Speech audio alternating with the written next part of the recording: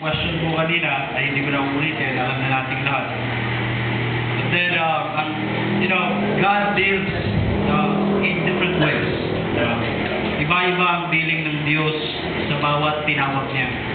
And by God's grace, ay hindi ko naman nararanasan na nagutom pa sa ministry. Nakatulad ng dinaranas ng iba. Maaaring ang dealing ng Diyos sa akin is different. Okay? At ibang bagay yung kanyang pag-test sa akin. But then, I will not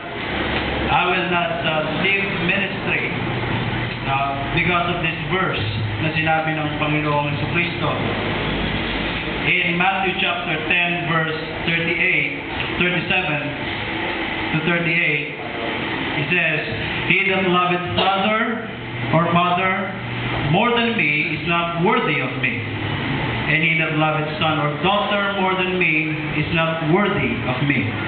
And he that taketh not his cross and followeth after me is not worthy of me." And so if there's other reason, if there's any reason na nakikita ko po mga kapatid, na naalala ko si Charles Spurgeon, every time na siya ay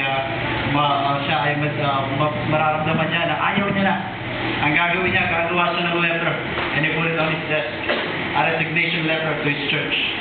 And after that, pagising niya ng umaga, pupulitin niya ulit yung letter at magpapatuloy siya. It is by the grace of God na ang dahilan kung bakit po tayo nagpapatuloy. And by the grace of God, ako po ay humingi ng kalakasan sa Kanya na ako ay magpapatuloy. I'm not going to say, I will not quit. Okay? I don't want to say the last word like that. Ayaw ko sabihin, I will not quit. But by the grace of God, I will not quit.